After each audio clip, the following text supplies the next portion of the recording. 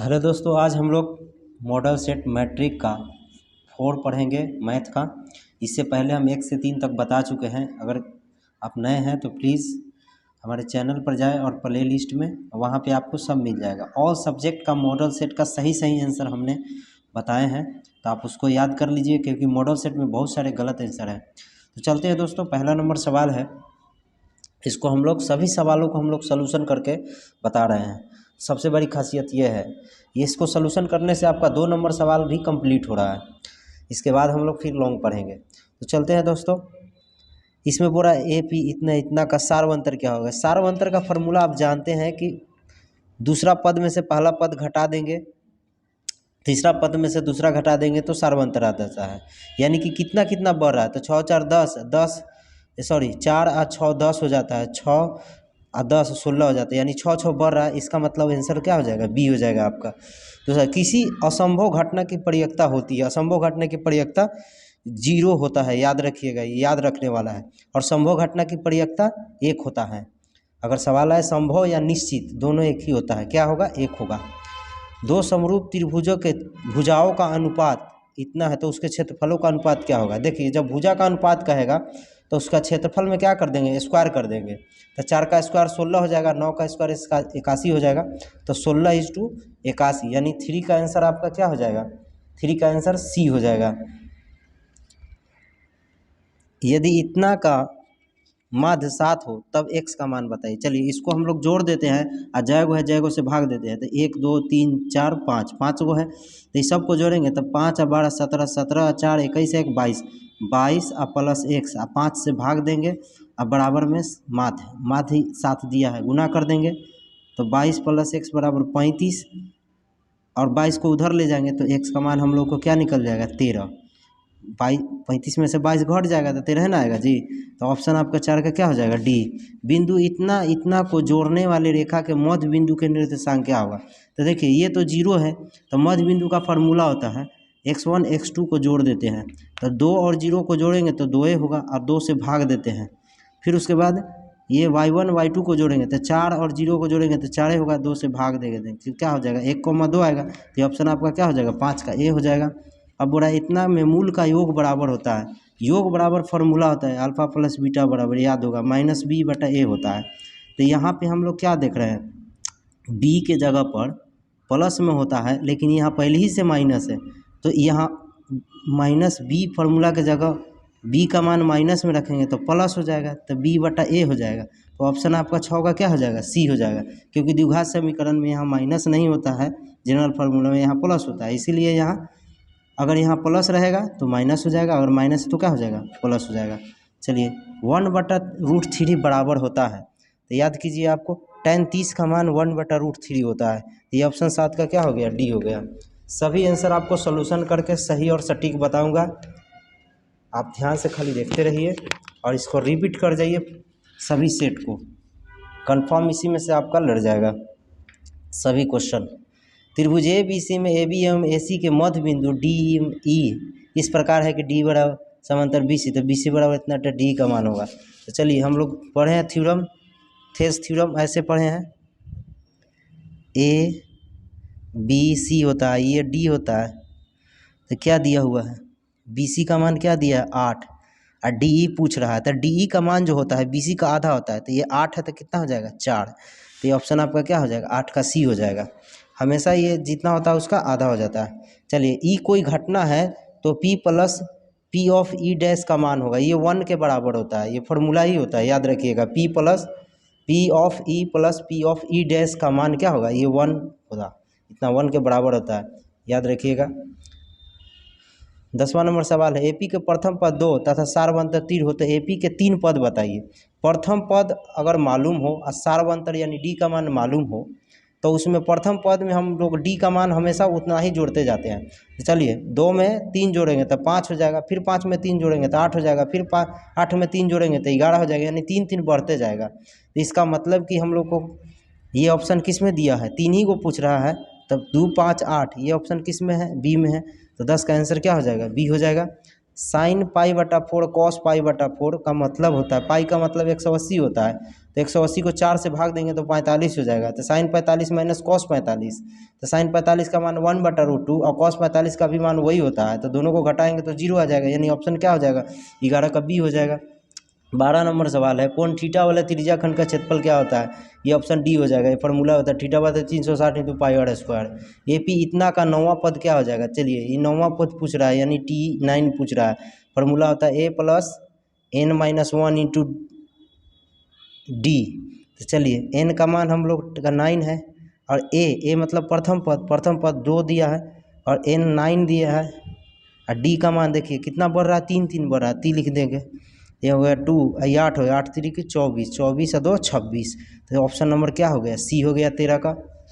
बहुत गलत आंसर आपके गाइड में दिया है, तो ध्यान से देखिएगा, हम इसको सही करके आपको बताऊंगा। देखिए ये है द्विघात समीकरण दिया है, तो बोला है मूल अल्फा में बीटा हो तो इसका मान बताइए। चलिए इसका फॉर्मूला होता है अल्फा का स्क्वायर प्लस बीटा का स्क्वायर। अगर करेंगे तो इसको हम लोग को फार्मूला बनाना होगा अल्फ़ा प्लस बीटा का whole square -2 alpha into beta होता है। तो अल्फ़ा प्लस बीटा का मान मालूम है कि -b बटा क्या होता है a, इसका होल स्क्वायर, इसका होता है c बटा a, तो 2c बटा a। स्क्वायर हटाएंगे तो प्लस में हो जाएगा b² बटा a, और यहाँ क्या हो जाएगा 2c बटा a, सॉरी यहाँ a² होगा, a² एलसीएम ले लेंगे ये क्या हो जाएगा b², इसमें a से गुना हो जाएगा 2ac। तो अब आप ध्यान से देखिएगा, ये ऑप्शन जो है b² - 2ac अब बटा a², तो a² यहाँ पे नहीं दिया है, तो आप ध्यान से देखिएगा a के जगह पर क्या दिया हुआ है, तो यहाँ a के जगह पर c दिया है, तो जहाँ जहाँ a है वहाँ वहाँ हम लोग क्या लिखेंगे, अब b के जगह पर तो b है ही, तो 2 a के जगह हम लोग क्या लिखेंगे, a के जगह c लिखेंगे। चलो c लिखा है, c के जगह क्या लिखेंगे a, तो चलिए ये तो 2ac सही हो गया, पर नीचे क्या है a², तो a के जगह c न लिखना क्योंकि यहाँ c है, तो c² हो जाएगा, तो b² - 2ac बटा c²। तो ये ऑप्शन क्या हो जाएगा 14 का आंसर आपका बी हो जाएगा 14 का। 15 नंबर सवाल है 2 थीटा बराबर इतना, आपको मालूम होना चाहिए 2 थीटा, पाई का मान 180 होता है, अब बटा में 3 यानी कि 60 होगा, और 2 थीटा, थीटा से काट देंगे तो 30 डिग्री, थीटा का मान 30 डिग्री होता है, तो साइन 30 डिग्री का मान क्या होता है 1/2 होता है। ये ऑप्शन आपका 15 का क्या हो जाएगा सी हो जाएगा। कार्तीय तल में बिंदु इतना की कोटि होगी, कोटि और भुज होता है, तो भुज होता है एक्स का मान और कोटि होता है वाई का, तो -5 यानी 16 का आंसर सी हो जाएगा। इसको ध्यान से समझिएगा। चलिए ये 17 नंबर सवाल है, ये इसका मान बताना है 1/α + 1/β, इसका एलसीएम लेंगे तो अल्फ़ा प्लस बीटा, नीचे को गुना हो जाए, इसको इससे कर दिए, इसको इससे गुना कर दिए तो अल्फ़ा प्लस बीटा हो जाएगा, और नीचे को नीचे से अल्फ़ा इंटू बीटा। इसका फार्मूला होता है -b/a या c/a होता है, a ख़त्म तो क्या हो जाएगा -b/c बचेगा। तो आपको मालूम है b का मान x के साथ होता है वो होता है, चलिए कुछ नहीं है तो 1 होगा माइनस, तो c का मान कुछ नहीं है तो क्या हो जाएगा c का मान, सॉरी यहाँ पे -2 है तो -2 लिखेंगे, तो माइनस माइनस क्या हो जाएगा प्लस 1/2, प्लस 1/2 इस ऑप्शन में कहीं भी नहीं है, इसीलिए 17 का आंसर डाउटफुल है, गलत है। तो ऐसे आपको जानना है तो ये 1/2 हो जाएगा। चलिए 17 नंबर सवाल आप देख लीजिएगा, ऐसे इसका आंसर डी दिया हुआ है लेकिन कन्फ्यूज है, कन्फ्यूज सवाल को नहीं बनाएंगे। चलिए वहाँ पे आपको 100 देगा जिसमें से 50 बनाना है, इसको हम लोग आप देख लीजिएगा, पर हम इसको कमेंट में आपको बता देंगे। चलिए 19 नंबर सवाल है, यदि द्विघात समीकरण इतना के विवेचक शून्य हो तो समान मूल b का मान क्या हो जाएगा। देखिए जब इसका विवेचक शून्य हो जाएगा तो फार्मूला जो होता है समान मूल b का मान जो हो जाता है समान हो जाएगा, यानी अल्फ़ा का मान -b/2a और बीटा का मान भी हो जाएगा -b/2a, ये फार्मूले हो जाता है, यानी कि ऑप्शन आपका बी हो जाएगा। अगर अल्फ़ा का भी मान पूछता तो वही होता, बीटा का भी मान पूछेगा तो वही होगा, यानी दोनों समान हो जाता है, क्योंकि विवेचक का मान क्या है 0 है और यहाँ समान बोल भी रहा है। तो कोई एक पूछ रहा था, एक ही को बताएंगे, ये इसका मूल होंगे, मूल बताना है, यानी मान निकालना है। चलिए a square p square x square q square है, इसको इस तरफ ले जाएंगे तो प्लस में हो जाएगा। चलिए एक्स स्क्वायर बराबर क्यू स्क्वायर, नीचे हो जाएगा ए स्क्वायर पी स्क्वायर, स्क्वायर हटाएंगे तो क्या हो जाएगा, रूट में हो जाएगा। तो सब पर स्क्वायर है तो ये भी क्या हो जाएगा, निकल जाएगा रूट से बाहर, तो क्या हो जाएगा क्यू। अब प्लस माइनस अब जानते हैं कि ए पी, तो ये ऑप्शन आपका क्या हो जाएगा, डी हो जाएगा। 21 नंबर सवाल है, यदि अर्धवृत्त का व्यास इतना है तो अर्धवृत्त की परिधि होगा।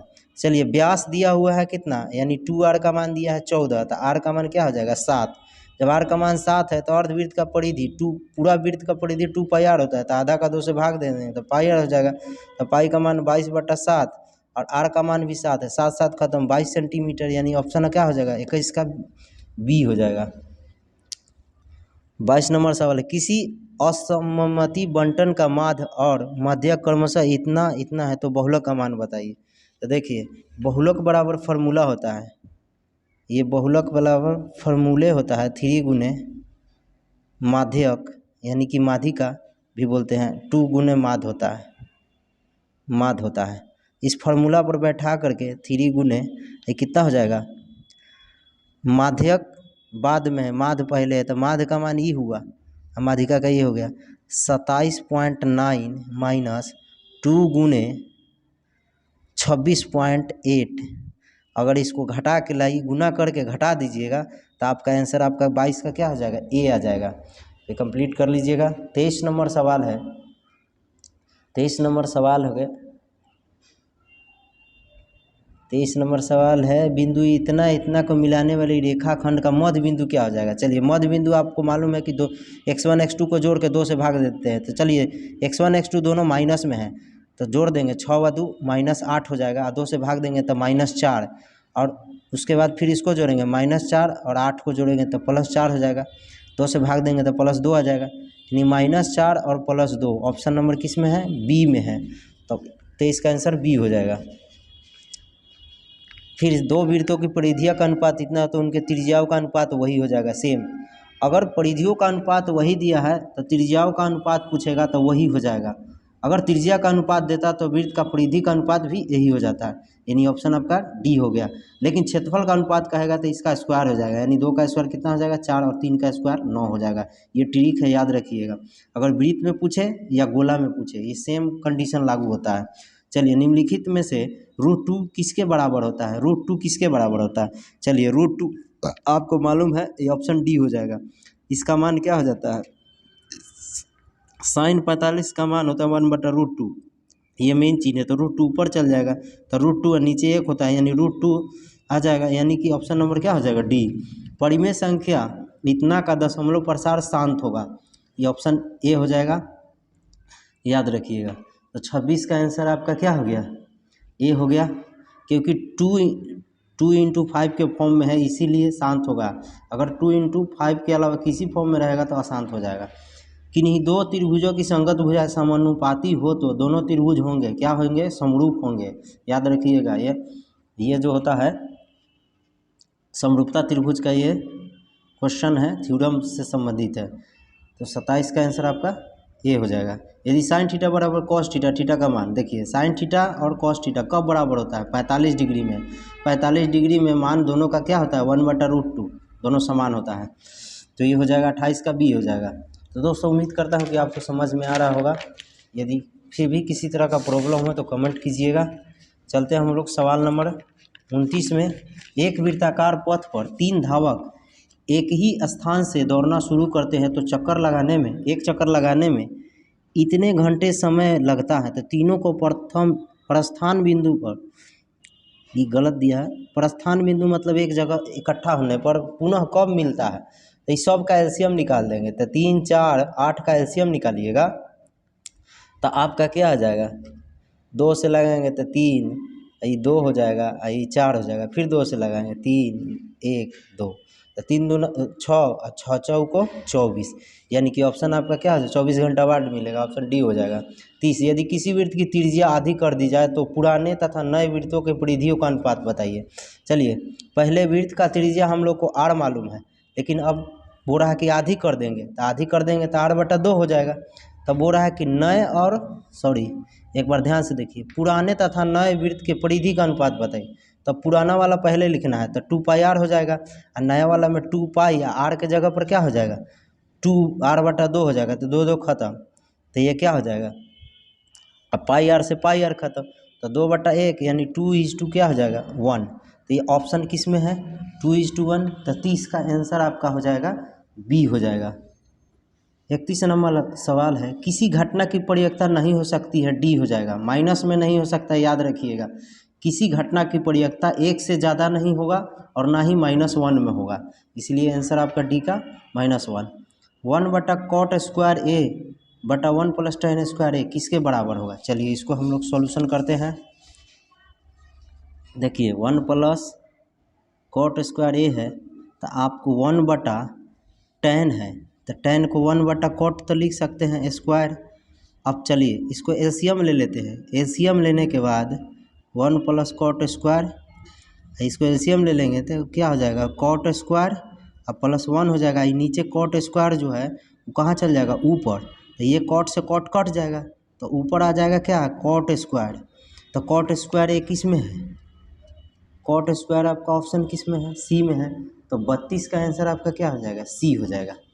17/24 का दशमलव प्रसार क्या होगा, तो आपको बताए थे 2 × 5 के फॉर्म में नीचे रहेगा तो शांत होगा और नहीं तो अशांत हो जाएगा, या तो 2 × 5 में से केवल 2 के फॉर्म में रहे चाहे केवल 5 के फॉर्म में ही रहे तभी शांत होता है, नहीं तो अशांत हो जाता है। तो 17 इसको हम लिखेंगे तो 2 × 2 × 24 को क्या लिख सकते हैं, ऐसे लिख सकते हैं। तो देखिए केवल 2 रहता गुना में तो ठीक था, लेकिन ये 3 आके गड़बड़ा दिया, यानी 3 शांत को क्या कर दिया अशांत कर दिया, तो इसीलिए क्या हो गया अशांत हो गया। तो ये 33 का आंसर आपका क्या हो जाएगा बी हो जाएगा। असंगत समीकरण के युग्म हल होता है, असंगत समीकरण के युग्म हल होता है, तो 34 का आंसर आपका क्या हो जाएगा बी अनेक हल होता है। असंगत का मतलब क्या होता है, दोनों रेखा जो है असंगत संगत में नहीं रहेगा, पैरेलल रहेगा। असंगत में आपको मालूम है 2 गो होता है, एक तो प्रतिच्छेद करता है और दूसरा एक ही गो रेखा खिंचाता है, तो ये दोनों जो होता है संगत है, ये वो पैरेलल हो जाता है ना वो असंगत होता है, इसीलिए अनेक हल होगा ऑप्शन नंबर। ऐसे तो एक हल होता है, लेकिन इसमें 34 का आंसर बोल रहा है असंगत समीकरण के युग्म हल होता है, ये 34 का आंसर असंगत वाला का अनंत हल होगा। 34 का आंसर जो है आपका सी हो जाएगा। इस गलती आंसर दिया है आपके मॉडल पेपर में, ये अनेक हल नहीं होगा क्योंकि असंगत कह रहा था, असंगत में दोनों पैरेलल हो जाता है, यानी कि इसको कोई हल नहीं बोलते हैं या समांतर रेखा रहता है, तो इसका कोई हल नहीं होगा। तो यानी 34 का आंसर आपका सी हो जाएगा, सुधार लीजिएगा आंसर। चित्र से y का मान क्या होगा, चलिए इसको हम लोग सॉल्व करते हैं। आपको मालूम है कि ये एक त्रिभुज है और ये त्रिभुज है, तो आपको मालूम है कि ये दोनों पैरेलल रेखा है, ये दोनों पैरेलल है, तो ये 70 डिग्री, तो ये भी क्या हो जाएगा 70 डिग्री। ये 70 डिग्री है तो आपको मालूम है एक ही रेखा पर कितना होता है 180, तो ये 70 हो गया, तो ये कितना हो गया 110 डिग्री, तो ये 110 हो गया। तो आपको मालूम है कि त्रिभुज में कितना बनता है, त्रिभुज में कितना डिग्री का कोण बनता है 180 डिग्री का, तो आपको ये हो जाएगा 70 डिग्री, यहाँ पे हो जाएगा एकांतर कोण से, ये 70 हो जाएगा, ये नहीं होगा, ये गलत हो गया। तो चलिए ये 70 हो जाएगा, आपको मालूम है ये एक रेखा है, तो 180 बनेगा तो 125 यही है, तो यहाँ कितना हो जाएगा, यहाँ हो जाएगा आपका 125, तो ये हो जाएगा 55 डिग्री। तो 55 डिग्री या 70 डिग्री, त्रिभुज में 180 होता है, तब 55 और 70 जोड़ते हैं तो 5 और 7 5 12, 125 हो गया। तो 125 ये दोनों हो गया, तब बचा कितना 55, अगर 55 जोड़ देंगे तो 180 आ जाएगा, यानी कि y का आंसर हो जाएगा 55 डिग्री, यानी कि बी ऑप्शन हो जाएगा। कार्तीय तल में स्थित किसी बिंदु इतना के भुज का मान होगा, भुज x को बोलते हैं, तो x का मान क्या है 6 और y का मान 4 है, अब y को बोलते हैं कोटि, तो यहाँ भुज पूछ रहा है, तो ऑप्शन हो जाएगा आपका ए हो जाएगा। प्रथम 5 प्राकृतिक संख्याओं का माध्य निकालिएगा तो 3 आएगा, आप निकाल के देख सकते हैं। प्रथम 1 प्राकृतिक, प्रथम क्या बोल रहा है 5, 2 3 4 5, सबको जोड़ेंगे तो 15 आ जाएगा, अब 5 को है तो 5 से भाग देंगे तो कितना आ जाएगा 3, यानी कि आपका 37 का आंसर जो हो जाएगा 37 का आंसर आपका बी हो जाएगा। 38 दो समरूप त्रिभुज के क्षेत्रफल का अनुपात इतना हो तो उनके संगत भुजाओं का अनुपात क्या हो जाएगा। देखिए जब क्षेत्रफल का अनुपात अगर दिया है तो भुजा का अनुपात जो हो जाएगा उस पर से स्क्वायर हट जाएगा। तो 64 का किसका स्क्वायर होता है 8 का, और 25 किसका होता है 5 का। तो 8:5 यानी 38 का आंसर जो हो जाएगा आपका सी हो जाएगा। अगर भुजा का अनुपात देता तो क्षेत्रफल में स्क्वायर हो जाएगा, याद रखिएगा ये ट्रिक है। बोला इसमें अल्फा इंटू बीटा का मान बताइए। तो अल्फा इंटू बीटा बहुपद दिया हुआ, अल्फा इंटू बीटा का मान सी बटा ए होता है। तो सी के जगह 5 है, ए के जगह 1 है, तो 5/1 यानी कि 5। तो ऑप्शन आपका 39 का क्या हो जाएगा ए हो जाएगा। 3 थीटा बराबर 90 डिग्री, तो 3 से काट देंगे तो 90 को 3 से काटेंगे तो 30 आ जाएगा। तो थीटा का मान क्या आ जाएगा 30। तो आपको मालूम है tan 30 का मान क्या होता है 1/√3 होता है। तो 40 का आंसर आपका क्या हो जाएगा सी हो जाएगा। 41 नंबर सवाल है, थीटा बराबर 45, तो tan 45 का मान क्या हो जाएगा। तो tan 45 का मान 1 होता है, आप याद रखिएगा tan 45 का मान 1 होता है। तो tan 45 का मान 1 है, स्क्वायर करेंगे तो स्क्वायर, और sin 45 का मान 1/√2 होता है। तो 1/√2 स्क्वायर, तो चलिए 1 हो गया, आई स्क्वायर हटाएंगे तो 1, आई 2 जो है रूट में है, स्क्वायर हटाएंगे तो 2 हो जाएगा, ऊपर चल जाएगा, तो जोड़ेंगे तो कितना हो जाएगा 3 हो जाएगा। तो ये ऑप्शन आपका क्या हो जाएगा सी हो जाएगा। 42 द्विघात बहुपद इतना के शून्यक होगा। शून्यक जब इसका हम लोग फैक्टर निकालेंगे तो आपको समझ में आएगा।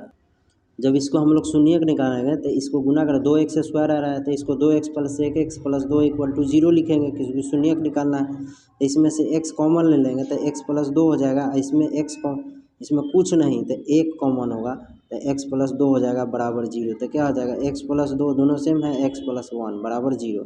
तो x बराबर दोनों में क्या होगा -2 और -1 हो जाएगा, क्योंकि दोनों प्लस में 2 आया है तो उस तरफ जाएगा तो माइनस में हो जाएगा।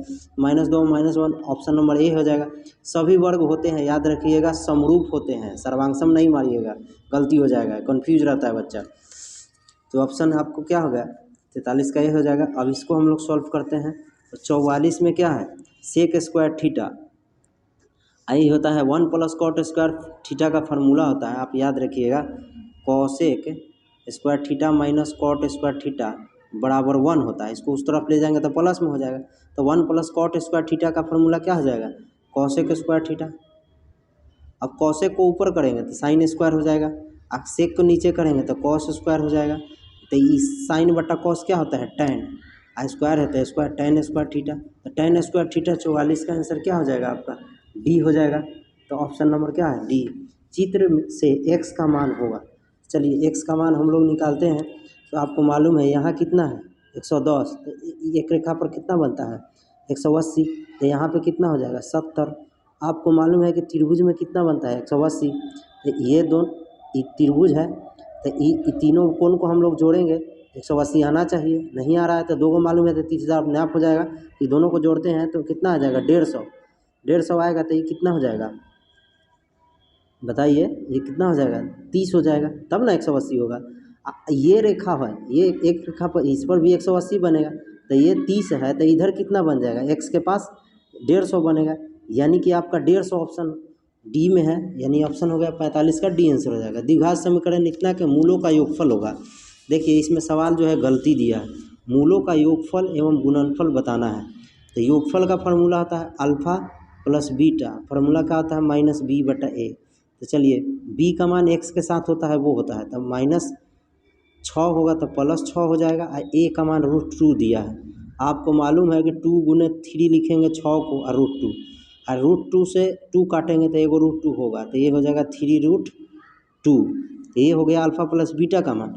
अल्फा इंटू बीटा का निकालेंगे तो इसका होता है c/a। तो c का मान दिया है 2√2, a का मान दिया है √2 काट देंगे तो क्या बचेगा 2।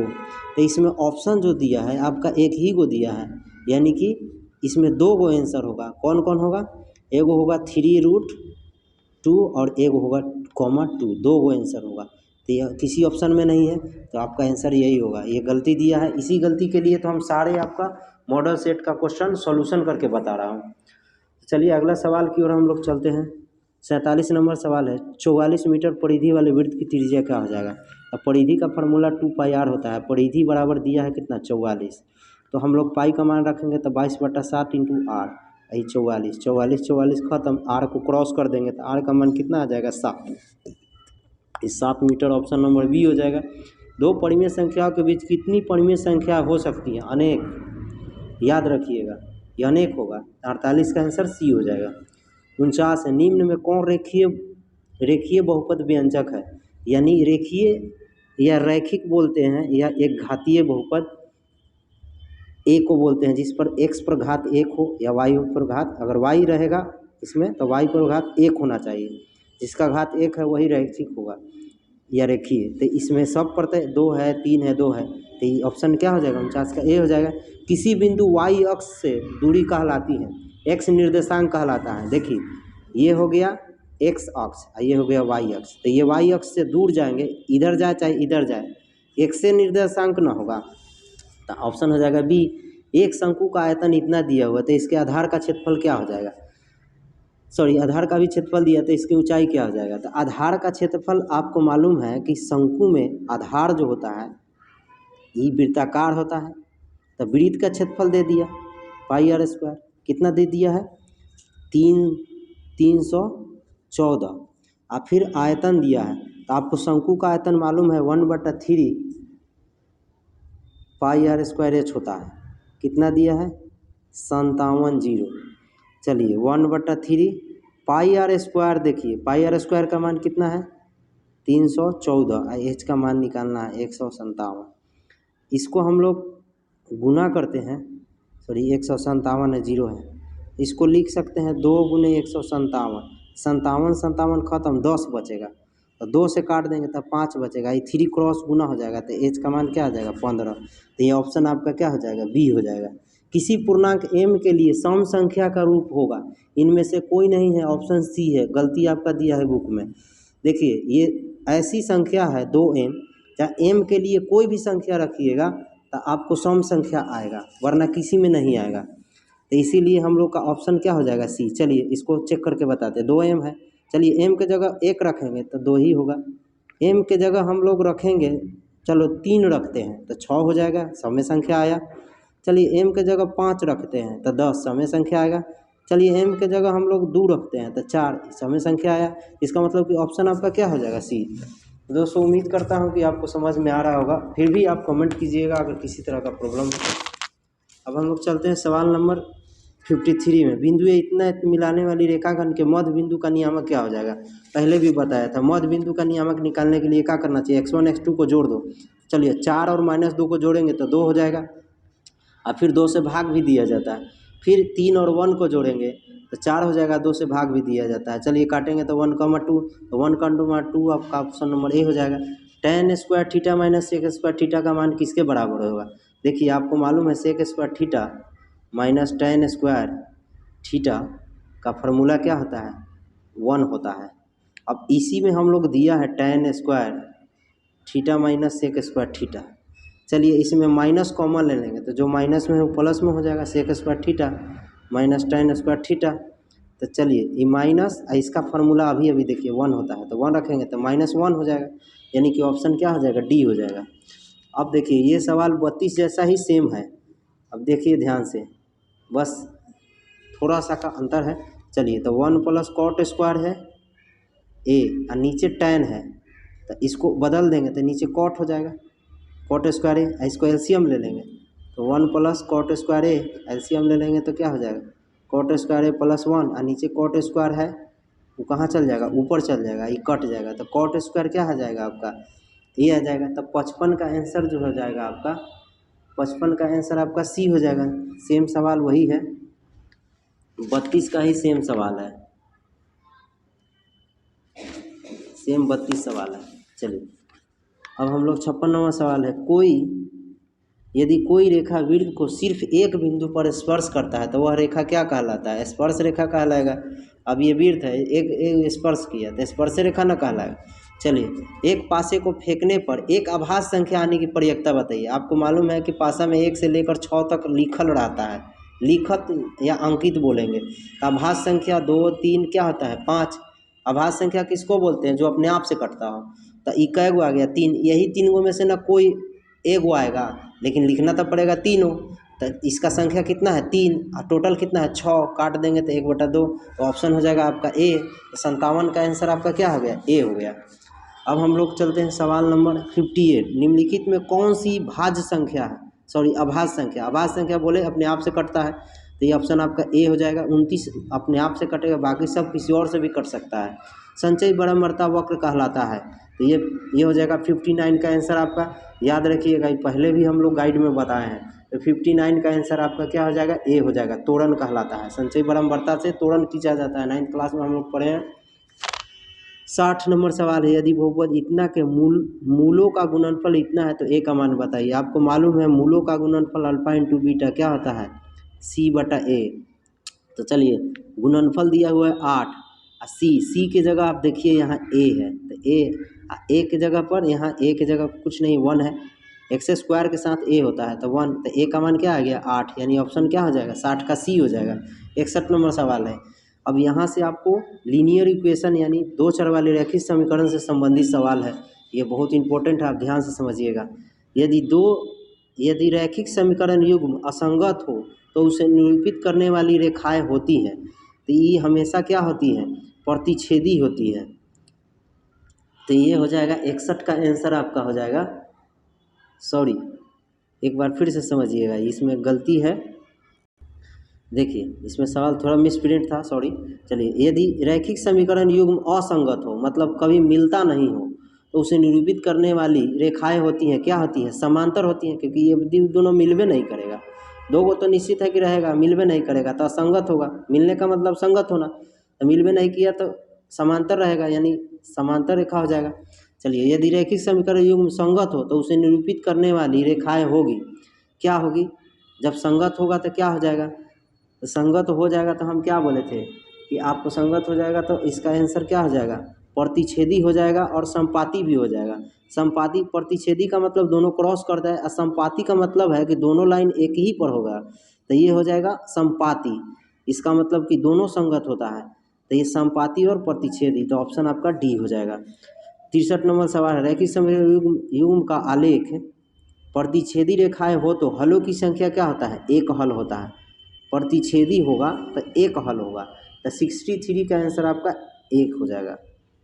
जैसे ऐसे क्रॉस करेगा तो यहाँ पॉइंट जो भी आएगा एक्स वाई का मान एक ही गुना आएगा। अब रैखिक समीकरण युग्म का आलेख समांतर रेखाएं हो तो हल होंगे, समांतर हो जाएगा तो क्या हो जाएगा, कोई हल नहीं होगा।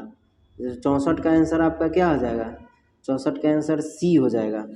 जब समांतरे है, मिलवे नहीं करेगा तो कहाँ से मिलेगा, आंसर कहाँ से आएगा, एक्स वाई का मान ही नहीं निकलेगा। रैखिक समीकरण युग्म का आलेख संपाती हो तो रेखा, संपाती रेखा हो तो हल होंगे, इसका हल अनगिनत हो जाएगा, तो 65 का आंसर आपका डी हो जाएगा। संपाती का मतलब दोनों समीकरण एक ही लाइन पर चला जाएगा, आपको याद होगा, बनाते होगा ग्राफ में, इसको दिखाने पर पता चलता है।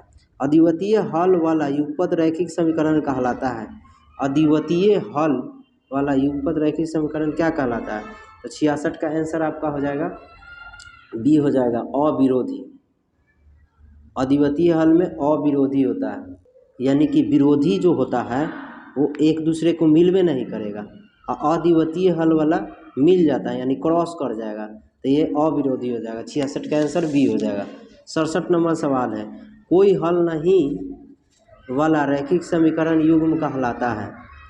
तो कोई हल नहीं हल वाला रैखिक समीकरण युग्म का कहलाता है, तो 67 का आपका आंसर जो होगा ए हो जाएगा, क्योंकि वो विरोधी होगा। जब कोई हल नहीं होगा इसका मतलब क्या, दोनों रेखा समांतर हो जाएगा, तो ये क्या हो जाएगा, विरोधी, मिलेगा नहीं एक दूसरे को। अविरोधी में क्या हो जाता है, दोनों क्रॉस कर जाएगा और आश्रित में दोनों मिल जाएगा।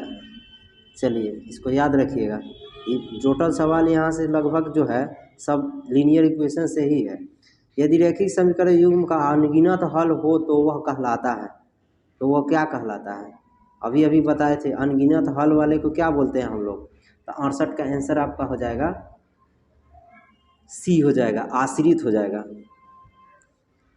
अनगिनत हल एक ही गो पर दोनों लाइन हो जाएगा, बना ग्राफ पे पता चलता है। युगपत समीकरण अविरोधी कहलाते हैं, यदि उन्हें निरूपित करने वाली रेखाएं क्या हो जाएगा,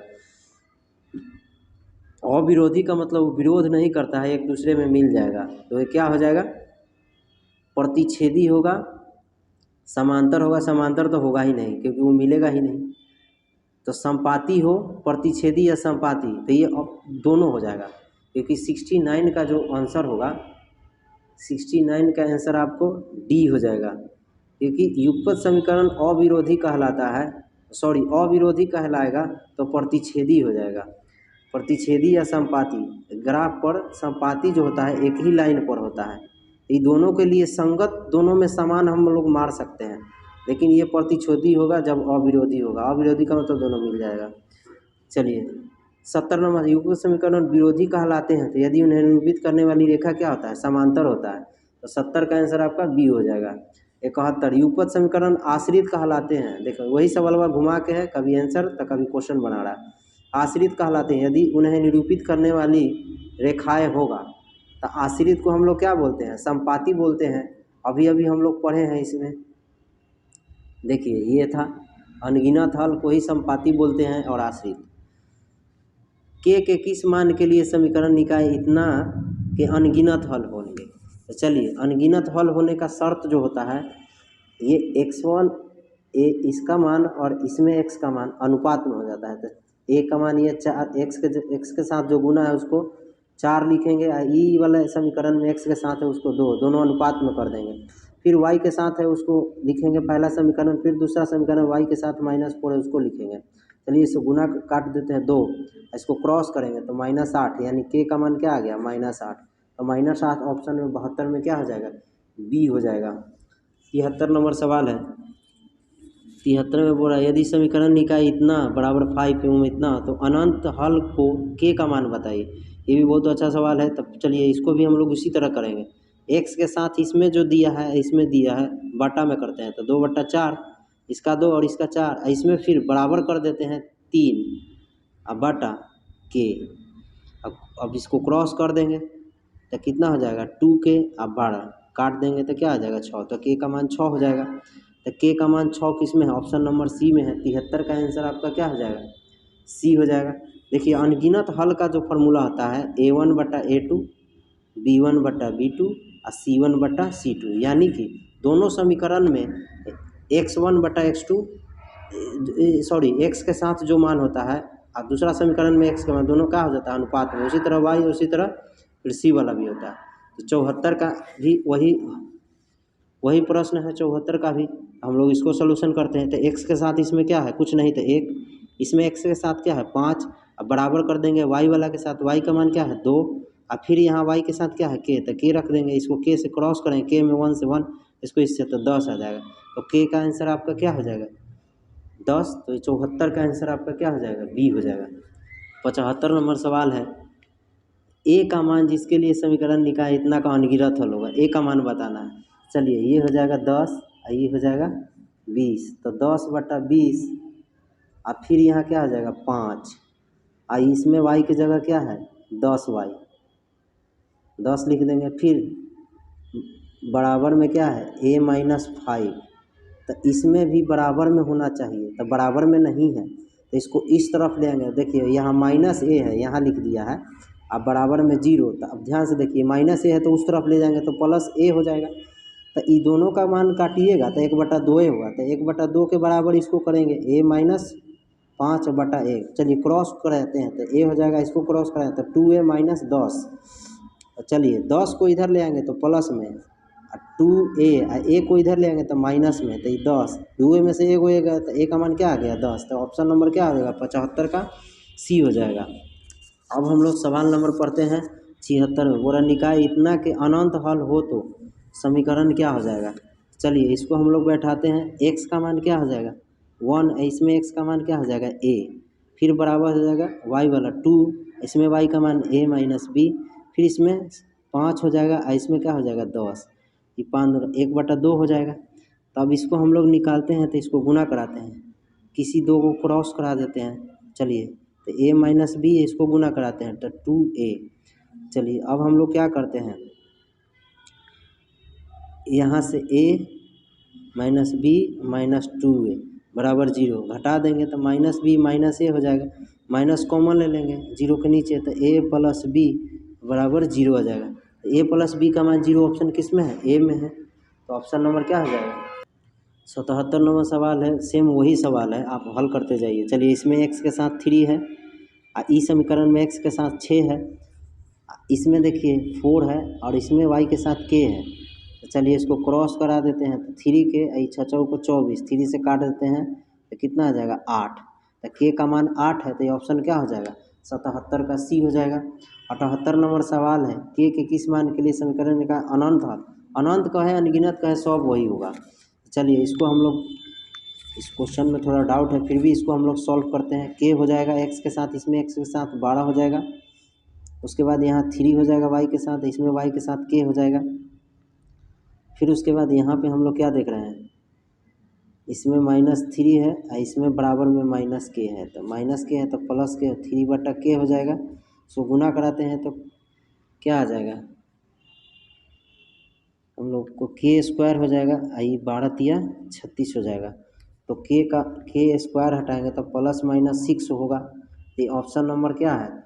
किसी में नहीं दिया है। तो 78 का आंसर आप लोग का क्या होगा? आपको बुक में दिया है C, पर है नहीं, ये ±6 हो जाएगा, यानी कि कोई ऑप्शन नहीं है। आप देख लीजिएगा, गलत दिया है। चलिए अब 79 हम लोग पढ़ते हैं, अनगिनत हल है। चलिए इसका मान निकालते हैं हम लोग। तो इसमें देखिए x के साथ क्या है, k-1, इसमें x के साथ क्या है, k+1 बराबर, यहाँ y के साथ क्या है, कुछ नहीं तो 1, और माइनस में है तो माइनस, फिर y के साथ इसमें क्या है 1 - k, उसके बाद फिर इधर दिया है 5 और फिर इधर दिया है 3k+1। तो चलिए इसमें से कोई दो का हम लोग क्रॉस कर लेते हैं, बाकी निकल जाएगा। तो चलिए हम लोग आसान होगा, यही दो को इकट्ठा कर लेते हैं, इसको छोड़ देते हैं। चलिए इसको गुना करेंगे तो -3k और -1, फिर इसको करते हैं तो 5 - 5k। अब क्या करते हैं, 5 को इधर ले आते हैं तो प्लस में हो जाएगा, तो इसमें से घट जाएगा 2k, इसको उधर ले जाएंगे तो प्लस में हो जाएगा, तो 5 + 1 हो जाएगा। तो ये 2k जोड़ देंगे 6, काट देंगे 3, k का मान क्या आ जाएगा 3 आ जाएगा, यानी आपका क्या हो जाएगा 79 का आंसर हो जाएगा B। अब 70 इस अपरिमित रूप से अनेक हल होंगे, ये भी वही सवाल है सेम, इसमें भी हम लोग k का मान निकालते हैं। चलिए x के साथ k है, इस दूसरा समीकरण में x के साथ क्या है 12। चलिए इसमें y के साथ क्या है 3, इसमें y के साथ क्या है k, क्रॉस गुना k² 12 तिया 36 स्क्वायर हटा देंगे तो प्लस माइनस क्या हो जाएगा 6।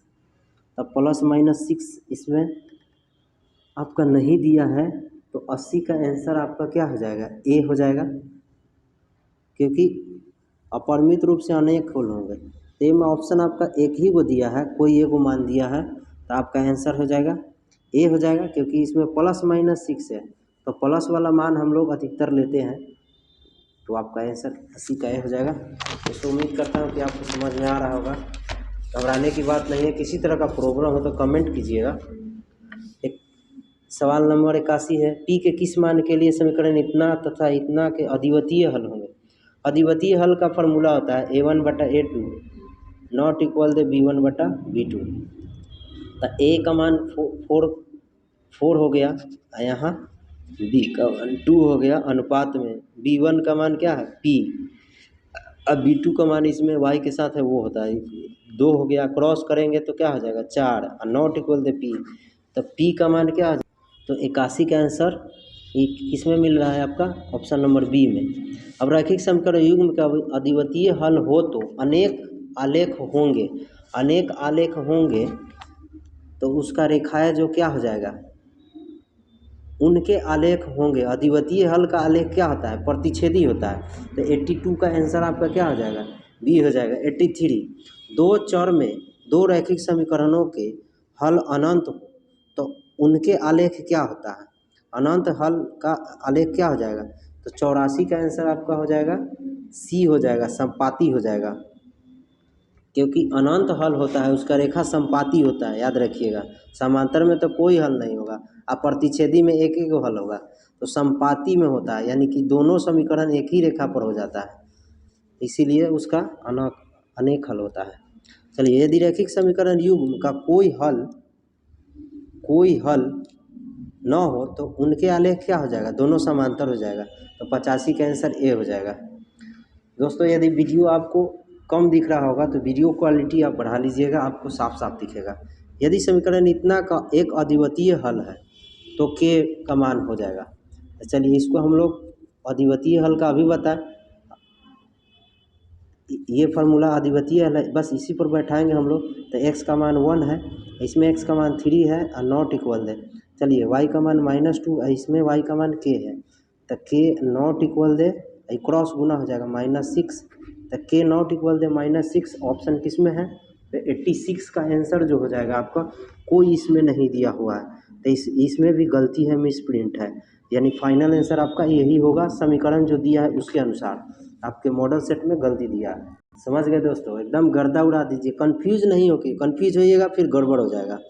और मैथ वैसे ही कंफ्यूज कराता है, तो आप कंफ्यूज नहीं होइएगा क्योंकि मैं आपको कंप्लीट बताऊंगा के किस मान के लिए इतना का अद्वितीय हल होगा। देखिए इसी फार्मूला पर अभी इसको बैठाएंगे तो आ जाएगा आंसर। चलिए x के साथ क्या है k, इसमें x के साथ क्या है 3 और नॉट इक्वल दे लिखेंगे। चलिए y के साथ क्या है 2, इसमें y के साथ क्या है कुछ नहीं 1 है। चलो इसको क्रॉस कराते हैं, इसको करा देंगे गुना, 3 दूना 6, तो 3 दूना 6, तो k नॉट इक्वल है 6 किस में हो जाएगा? तो 87 का आंसर जो हो जाएगा आपका बी हो जाएगा। देखिए ये आंसर आपका मॉडल सेट में है, तो आप कंफ्यूज नहीं होइएगा। बहुत सारा गलती आंसर दिया, इसमें भी वही पूछ रहा है। चलिए इसमें भी आपको बता देता हूँ। यहाँ के है और इसमें क्या है 4 नॉट इक्वल है, इसमें क्या है 3 और इसमें क्या है 1। इसको के नॉट इक्वल है 4 3 12, तो ये आपका आंसर क्या हो जाएगा? बी हो जाएगा 88 का।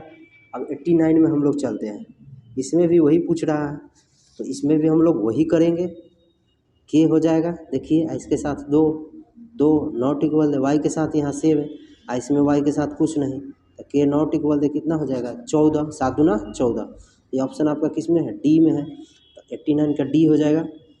अब हम लोग सवाल इसमें पूरा देखिए, ये भी सेम सवाल है, इसको भी हम लोग सॉल्व करते हैं। तो इसको भी हम लोग सेल्व करते हैं, तो 91 का हम लोग का क्या हो जाएगा?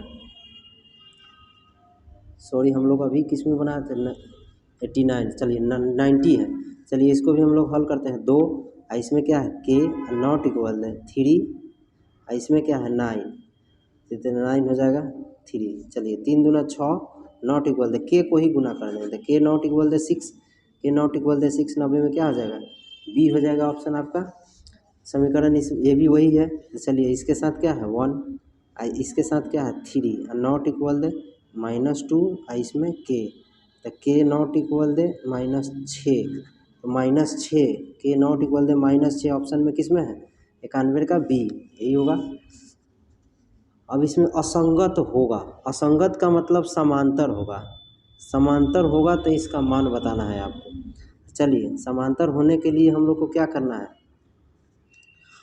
समांतर तब होता है, असंगत या समांतर होता है तो उसका फॉर्मूला ये होता है B1/B2, या कोई हल नहीं इसी को बोलते हैं C1/C2, और यहाँ पे नॉट इक्वल दे होता है।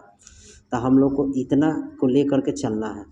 तो चलिए A1 जो x के साथ होता है, तो यहाँ 1 हो गया, कुछ नहीं तो यहाँ पे 5 हो गया, और यहाँ B1 का मान क्या है 2 दिया है, और यहाँ पे k दिया है। चलिए इसको क्रॉस करा देते हैं, तो k इसको करा देंगे तो 10, तो k बराबर 10, यानी 92 का आंसर जो हो जाएगा आपका ए हो जाएगा।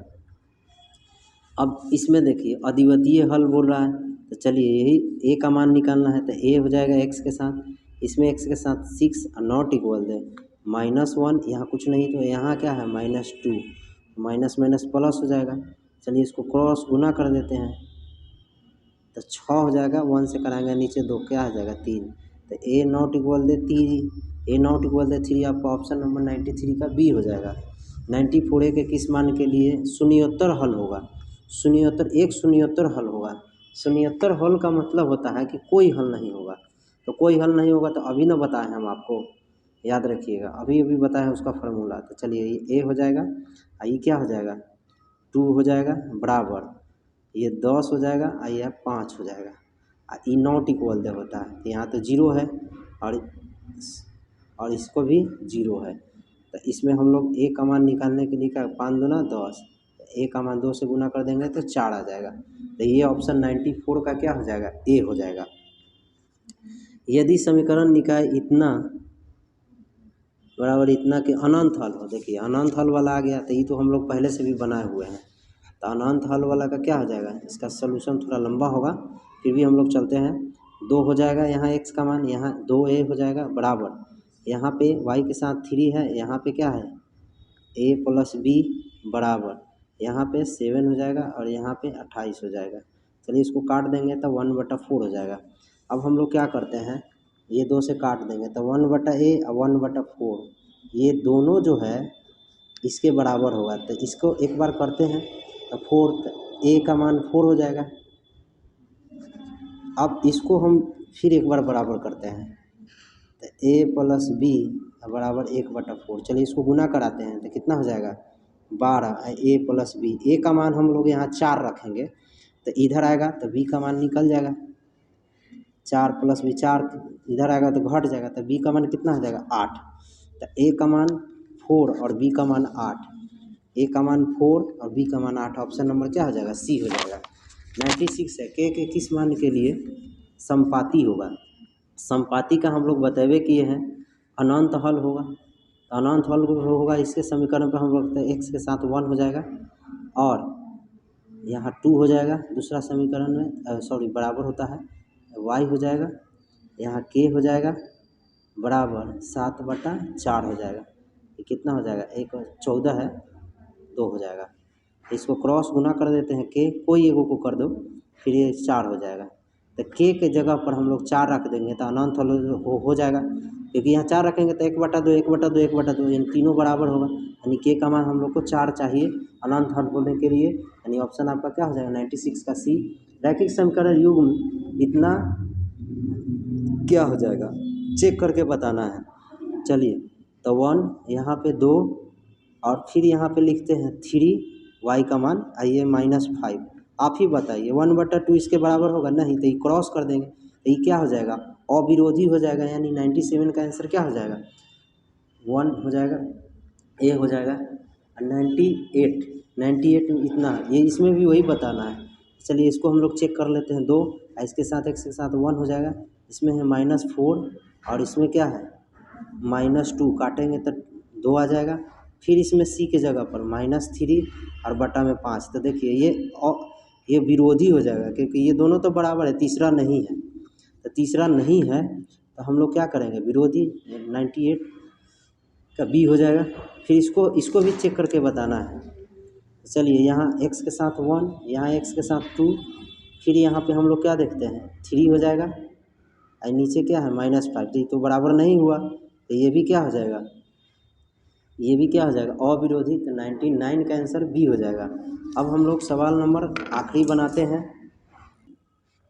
100 नंबर सवाल इतना का निकाय होंगे। चलिए x का मान क्या है 1, यहाँ पे x का मान क्या है 3 बराबर -5 और यहाँ क्या है -15, इसको काटेंगे तो 1/3 आ जाएगा, यानी 2 तो बराबर हुआ, ये क्या है 1 ये नीचे क्या है 3, यानी सब बराबर है। इसका मतलब क्या हो जाएगा अविरोधी विरोधी हो जाएगा, यानी कि समांतर हो जाएगा, दोनों रेखा समांतर हो जाएगा, यानी दोनों बराबर है।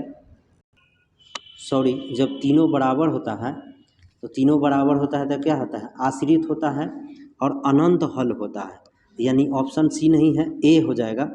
ये कंफर्म आप कर लीजिएगा, ए ही होगा, इसमें कोई डाउट नहीं है। ये लीनियर इक्वेशन का शर्त होता है, उस पर रख के हम लोग चेक करते हैं जैसे हम सब बताएं। दोस्तों उम्मीद करता हूँ कि आपको समझ में आया होगा, फिर भी यदि कोई डाउट हो तो कमेंट कीजिएगा। मिलते हैं नेक्स्ट सेट में, 1 से 4 तक हम बता दिए, 5वां एक सेट बचा हुआ है वो भी आपको बस 1 दिन बाद वो भी मिल जाएगा। चलिए हम लोग चलते हैं नेक्स्ट वीडियो में।